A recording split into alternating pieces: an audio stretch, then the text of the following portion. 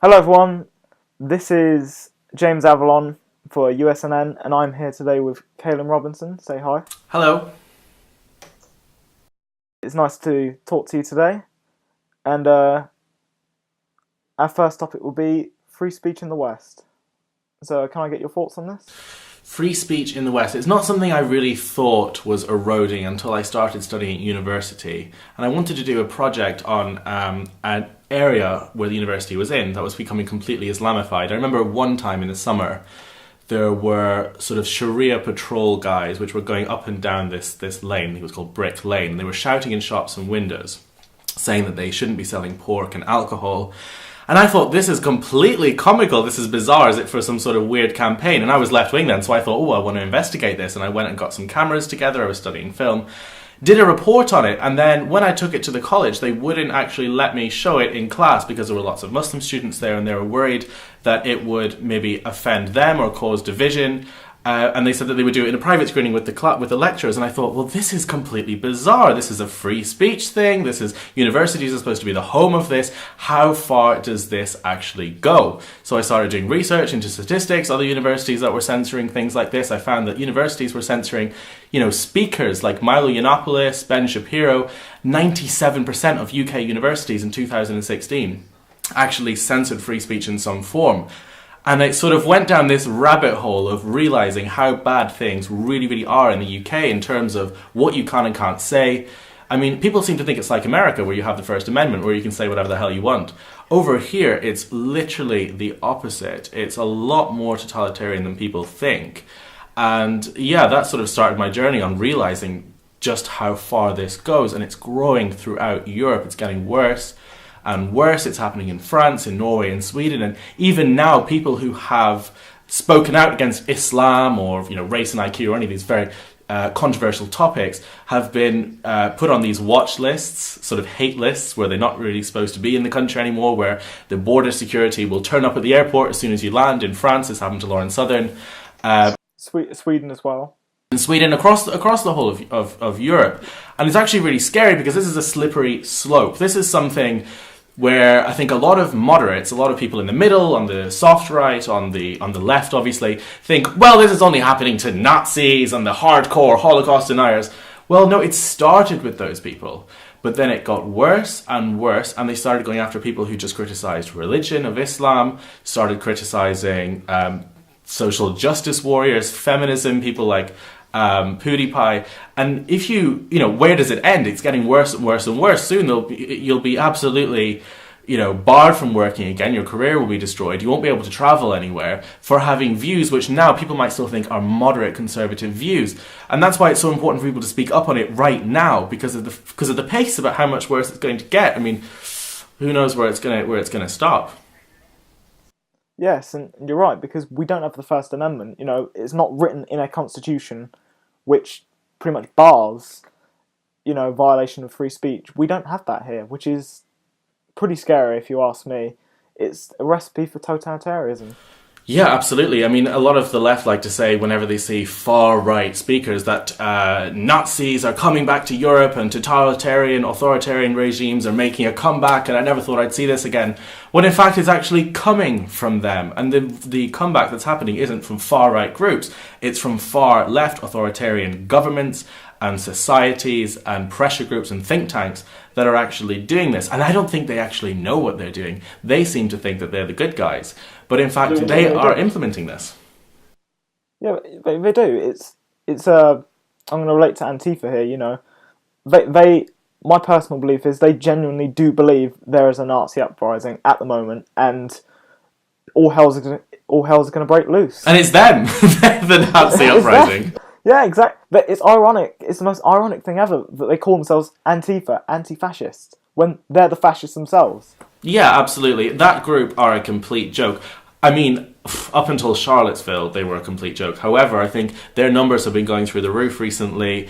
A lot of them think that they've been authenticated because of what happened in Charlottesville, which most people are referring to as, well, I refer to it as our 9/11, because it's just gotten all these far-left groups together who seem to think that now, finally, They've been authenticated, and they are becoming a little bit more dangerous. And one of the scary things is, as well, they're being funded by legitimate people within the government. This isn't a conspiracy. I mean, you can find out companies like Hope Not Hate, which support these kind of views, have directors which are currently members of parliament. I mean, it's really, really scary. It's very easy to pass Antifa off as kind of a silly joke, but more recently I've realised how legitimate a lot of the members really are and how much power they really do have, and they are a group that should be taken more seriously, and I think more action should be taken against them. Yeah, I agree. I know the US, I think they had a petition to label them as a terrorist group. I don't know if that's gone through yet. I didn't really keep up with that so much. Yeah, no, that didn't go through. I think Jack Posobiec started that, and a few people started going up. I mean, it got a lot of signatures. It got about 200,000 signatures. But if it was a right-wing group that was carrying out the same actions that they were, but just with different rhetoric, they put the same actions in, they would be banned like that. They would be classed as a terrorist organisation, and they'd probably end up in Guantanamo Bay. But it's just because of the rhetoric, but hopefully things will be getting a little bit better. I think even the mainstream media on the left, these companies like CNN, are starting to acknowledge that Antifa are not as great as everyone seems to think they are, and they're starting to say, well, these guys really, they don't seem to be doing too good.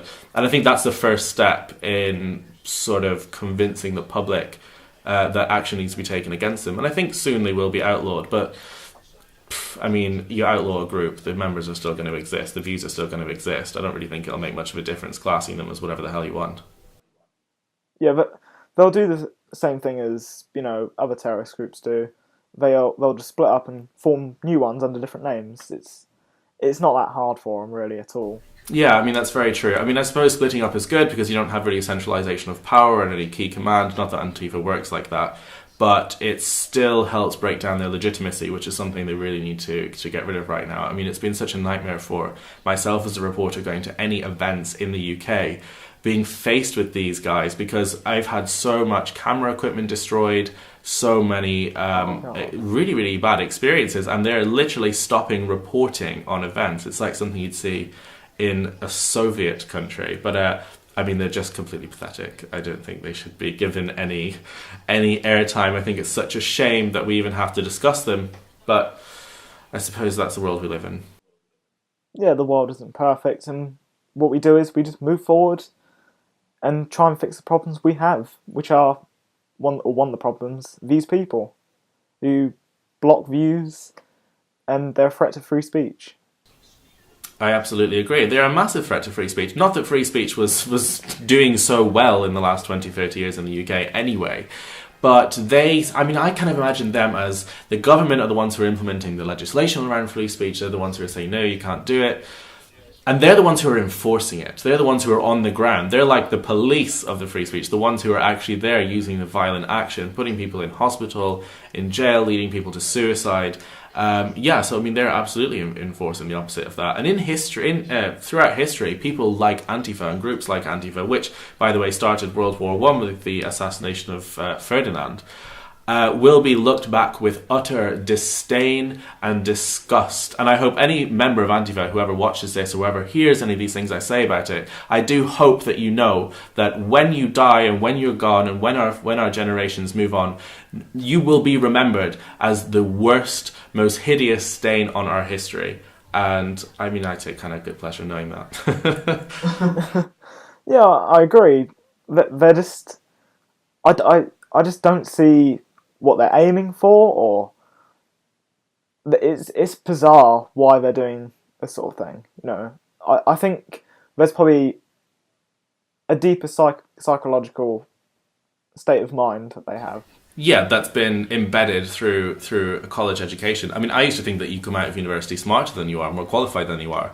The opposite. You come out of university way dumber now, no matter what you're studying, because you've been given these ideas. I remember in university we were discussing how Fox News leads to terrorist organisations starting, because people hate the West so much, and people feel that if you criminalise somebody and you make them feel really bad about themselves, and they're going to turn to terrorism and all this sort of nonsense rhetoric. And so many people in the class actually believed this stuff. they aren't aimless. Well, sorry, they are aimless, like you're saying, what drives them.